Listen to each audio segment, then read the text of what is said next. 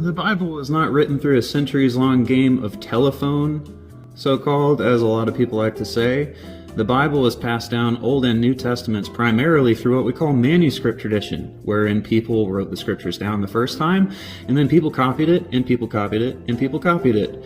This is the most reliable method of transmission for any holy or considered holy text anywhere in the world of any religion ever, and we can confirm this by looking at the Dead Sea Scrolls, which were found in the 1940s.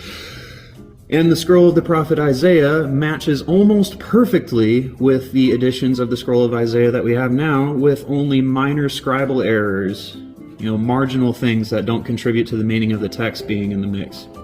So yeah, it's not a game of telephone. It was transmitted through manuscript tradition. Stop using that argument. It's pretty low tier. The Council of Nicaea had absolutely nothing whatsoever to do with compiling the scriptures of the Old and New Testament. It had to do with the church settling a dispute over the identity of Christ because there is a heretic saying that Jesus had not always existed. Stop using that argument too. That's even lower tier than the last one. There was never any centuries-long conspiracy to make Jesus God when he wasn't God. The New Testament repeatedly identifies him as such. One example of this is in literally the first chapter for multiple verses in the Gospel of John.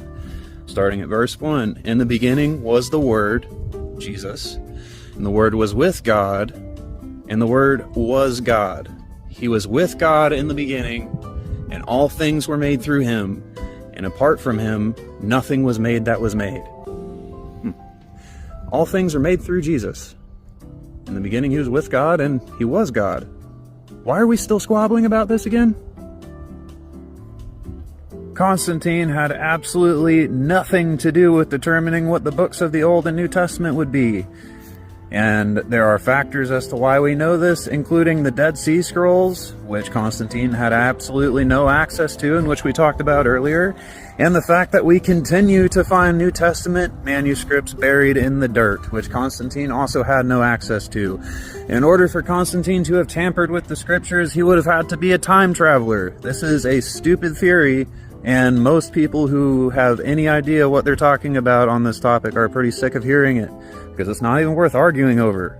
I can just Google something real quick and send it to you, and you can tell me what you think or not reply.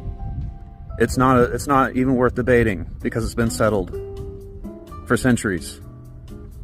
It's a low-tier argument. Stop it. Come up with better conspiracy theories, because those ones suck.